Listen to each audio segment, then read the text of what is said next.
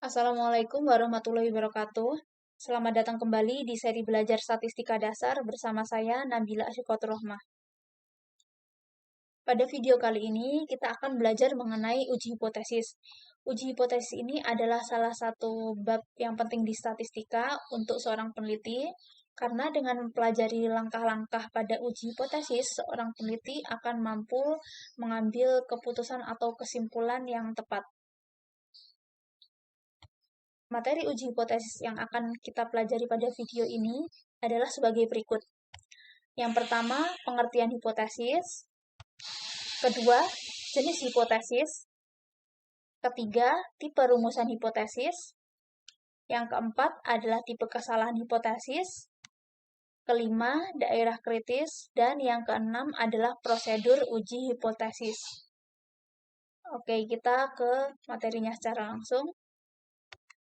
Hipotesis statistik, disingkat hipotesis, adalah dugaan mengenai satu atau lebih populasi. Pengertian lain dari hipotesis yaitu hipotesis merupakan pernyataan atau dugaan mengenai ukuran, misalnya rata atau variansi yang ada di satu atau lebih populasi. Uji hipotesis adalah prosedur yang berisi sekumpulan aturan yang menuju kepada suatu keputusan, apakah akan menerima atau menolak hipotesis mengenai parameter yang telah dirumuskan sebelumnya. Jenis hipotesis adalah sebagai berikut. Yang pertama, ada hipotesis nol atau nul hipotesis, bisa dilambangkan dengan H0. Hipotesis nol adalah hipotesis yang menyatakan tidak adanya perbedaan atau tidak adanya korelasi. Untuk melihat apakah sebuah hipotesis itu adalah H0, kita bisa melihat apakah ada tanda persamaan yang berbentuk sama dengan, kurang dari sama dengan, atau lebih dari sama dengan.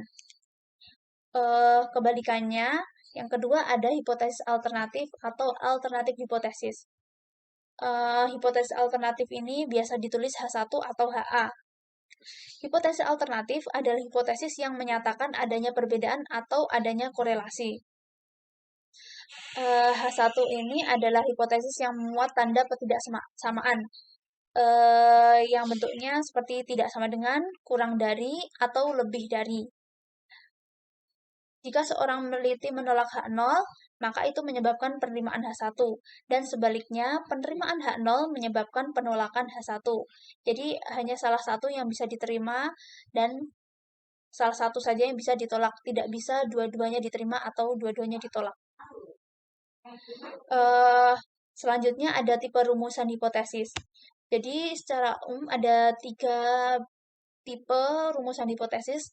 Yang pertama, hipotesis 2 ekor, disebut juga tipe A, dan ada hipotesis 1 ekor yang terdiri dari hipotesis ekor kanan dan hipotesis ekor kiri.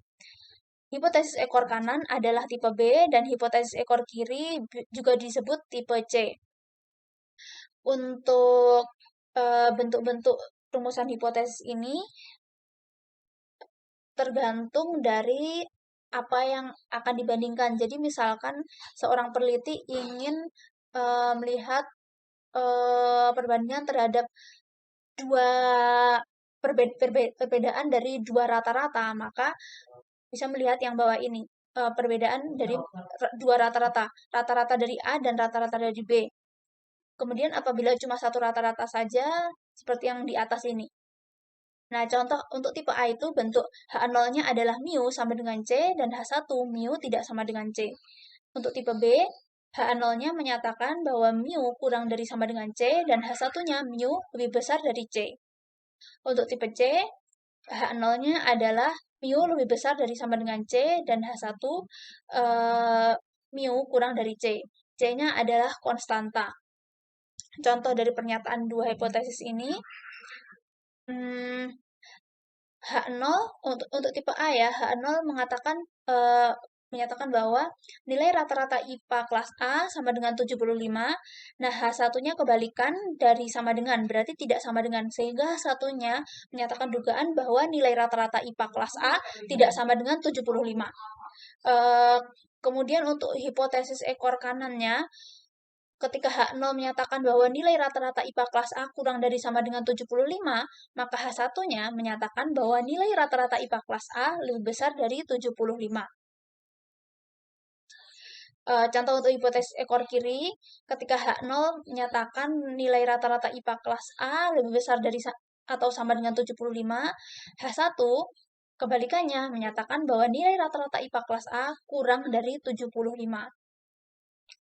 Nah, ini kalau misalkan contohnya untuk dua rata, berarti misalkan H0 menyatakan nilai rata-rata IPA kelas A sama dengan nilai rata-rata IPA kelas B.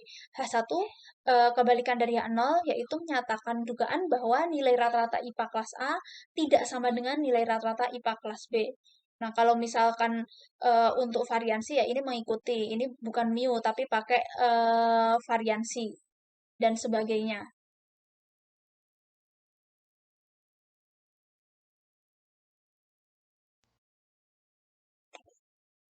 Kita ke contoh perumusan H0 dan H1. Soal nomor 1 ini, contohnya, menurut seorang wali kelas, terdapat perbedaan rata-rata belajar antara siswa yang jarak tinggalnya jauh dengan siswa yang tempat tinggalnya dekat dari sekolah. Apakah ini benar?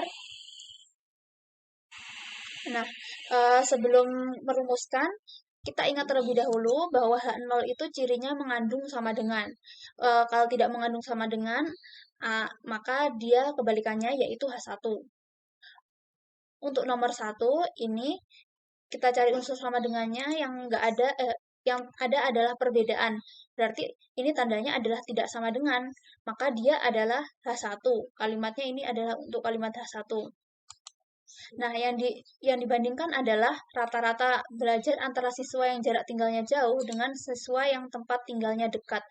Artinya H1-nya menyatakan bahwa rata-rata belajar antara siswa yang jarak tinggalnya jauh berbeda dengan siswa yang tempat tinggalnya dekat dari sekolah. Atau H1-nya mengatakan bahwa mu A tidak sama dengan mu B. Maka H0 adalah kebalikan dari H1 yang menyatakan bahwa rata-rata belajar antara siswa yang jarak tinggalnya jauh sama dengan siswa yang tempat tinggalnya dekat. Atau H0 menyatakan bahwa mu A sama dengan mu B. Bentuk ini ketika H0 sama dengan dan H1-nya tidak sama dengan, maka dia termasuk dalam tipe A atau hipotesis dua ekor. Untuk nomor 2, menurut seorang guru matematika, rata-rata nilai matematika kelompok A lebih baik daripada rata-rata nilai matematika kelompok B. Nah, kalau ini unsurnya adalah ketidaksamaan ya, lebih baik daripada. Artinya karena dia ketidaksamaan, dia adalah H1. H1-nya ini menyatakan bahwa rata-rata nilai matematika kelompok A lebih baik daripada rata-rata nilai matematika kelompok B. Atau H1-nya menyatakan mu A lebih baik atau ini lebih besar dari mu B. H1 ke H0 kebalikannya, yaitu mu A kurang dari sama dengan mu B. Dan bentuk ini adalah tipe B atau hipotesis ekor kanan. Untuk nomor 3, ini ada kata tidak lebih dari. Nah, tidak lebih itu kan artinya tidak lebih itu artinya misalkan tidak lebih dari 15 mg. Artinya kurang dari 15 mg atau sama dengan 15 mg. Sehingga ini adalah bentuk H0, yaitu H0-nya menyatakan bahwa kandungan MSG itu kurang dari atau sama dengan 15 mg. Dan H1-nya kebalikannya, yaitu kandungan MSG per bungkus itu lebih besar dari 15 mg. Ya, jadi kebalikannya dari ini kan lebih besar. Kalau misalkan tidak lebih, kebalikannya berarti lebih dari 15 mg. Bentuk ini termasuk ke dalam tipe B atau hipotesis ekor kanan. Lalu untuk nomor 4, nomor 4 ini ada kata tidak kurang dari. Nah, tidak kurang dari ini berarti kebalikannya artinya adalah tidak kurang itu berarti lebih besar atau sama dengan dari 350 hari. Sehingga bentuk H0-nya adalah H0 menyatakan bahwa masa pakai aki lebih besar lebih lama atau sama dengan 350 hari. H1 menyatakan kebalikannya bahwa masa pakai aki itu kurang dari 350 hari. Dan ini termasuk tipe C atau hipotesis ekor kiri. Kemudian yang nomor 5 menyatakan, nomor 5 ini menurut pabrik sebuah susu bantal kemasan berisi 225 ml. Apakah ini benar? Oke, dari bentuk ini nggak secara langsung mengatakan bahwa ada perbedaan atau persamaan. Cuma artinya kalau pabriknya mengatakan susu bantal kemasan berisi 225 ml, otomatis isinya pabrik mengatakan bahwa isinya pasti 225 ml. Jadi ini adalah H0, yaitu mu sama dengan 225 ml. Nah, apabila isinya bukan 225 ml, berarti lebih atau kurang dari ini, maka maka ini adalah kebalikan dari H0, sehingga H1-nya adalah mu tidak sama dengan 225 ml. Bentuk ini ketidaksamaan ketika H0-nya sama dengan dan H1-nya tidak sama dengan termasuk dalam tipe A atau hipotesis dua ekor. Nah, demikian contoh untuk perumusan. Lalu kita lanjut ke tipe kesalahan. Jadi sebelum pelajari tipe kesalahan ini ada beberapa kemungkinan yang akan terjadi dalam pengambilan kesimpulan. Berdasarkan kesimpulan dan keadaan yang sebenarnya, ada beberapa kombinasi. Yang pertama, ketika seorang peneliti menerima H0 dan H0-nya benar, maka keputusan peneliti tersebut adalah tepat dengan peluang 1 min alfa. Dan ini disebut tingkat keyakinan. Kemudian kemungkinan kedua, apabila seseorang menolak H0, seseorang atau peneliti itu menolak H0 padahal H0 benar, maka keputusan yang diambil peneliti adalah salah. Dan ini disebut kesalahan tipe 1 atau alfa. Alfa adalah taraf nyata atau bisa juga kita sebut sebagai taraf signifikansi. Kasus ketiga, apabila seorang peneliti menerima H0 sementara H0 salah, maka keputusan yang dia ambil adalah salah. Dan ini disebut kesalahan tipe 2 atau beta. Nah, untuk kasus keempat, apabila seorang peneliti menolak H0 dan ternyata H0-nya salah, maka keputusan tersebut sudah tepat dengan peluang 1 min beta. Ini disebut kuasa pengujian. Nah, ini kesalahan tipe 1 terjadi apabila H0 benar tetapi peneliti menolak H0. Kemudian kesalahan tipe 2 terjadi jika H0 salah tetapi peneliti menerima H0. Ini alfa peluang terjadinya kesalahan tipe 1 dan beta peluang terjadinya kesalahan tipe 2. Kita lanjutkan ke daerah kritis. Dikaitkan dengan kurva fungsi densitas, maka alfa merupakan luas daerah di bawah kurva, di atas sumbu mendatar dan dibatasi oleh garis menegak yang melewati sebuah titik. Misalnya melewati titik Z sama dengan Z0 apabila fungsi densitasnya merupakan distribusi normal standar. Nilai Z0 ini disebut nilai kritis, bisa disingkat NK atau harga kritis. Daerah penerimaan akan disingkat DP.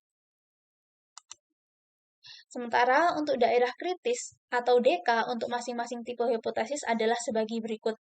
Yang pertama, untuk tipe A, daerah kritis atau DK-nya adalah Z, dengan Z kurang dari min Z alfa per 2 atau Z lebih besar dari Z alfa per 2.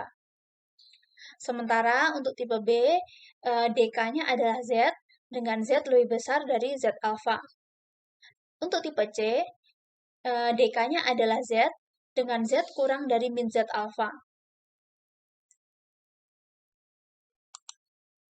Oke, ini adalah bentuk gambar konfigurasi daerah kritis untuk tipe A. Karena tipe A ini memiliki 2 ekor, maka daerah kritisnya ini berada di 2 ujungnya dengan luas masing-masing yang sebelah kanan alfa per 2 dan sebelah kiri alfa per 2.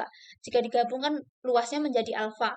Daerah penerimaan yang berwarna putih, dan ini nilai kritisnya ada dua tempat.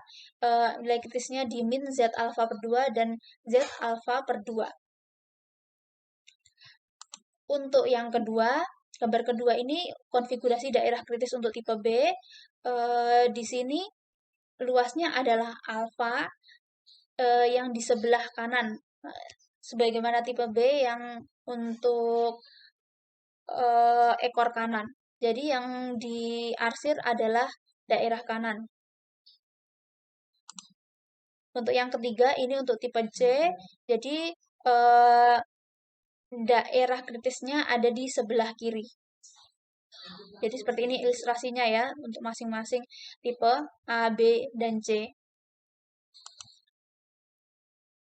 Oke, ini terakhir tentang uji hipotesis. Prosedurnya adalah sebagai berikut. Sebenarnya ada beberapa macam ya, tergantung dari buku yang dirujuk. Tidak semua buku sama persis langkah-langkahnya seperti ini, cuma untuk bentuk umumnya adalah sebagai berikut.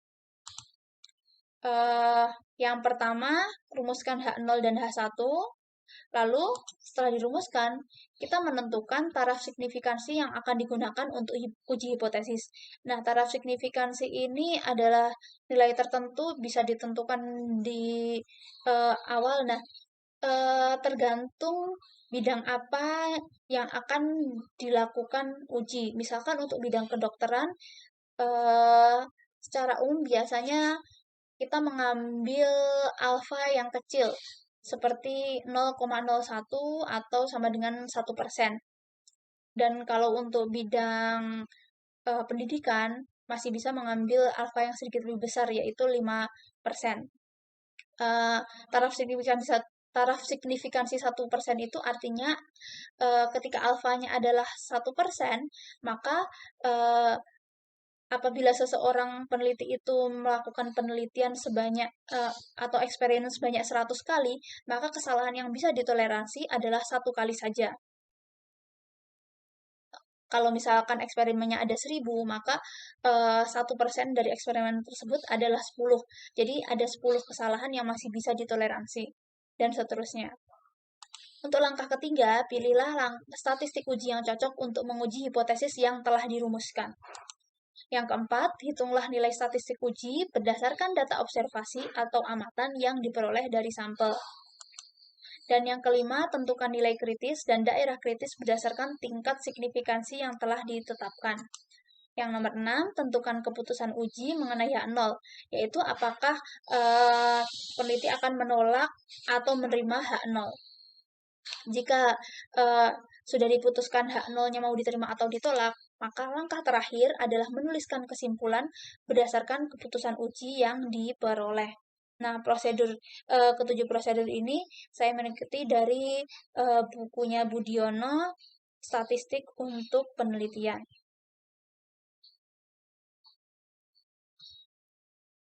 Oke, dengan berakhirnya materi tentang prosedur uji statistik ini, berakhir pula materi dari saya. Terima kasih sudah menyimak. Wassalamualaikum warahmatullahi wabarakatuh.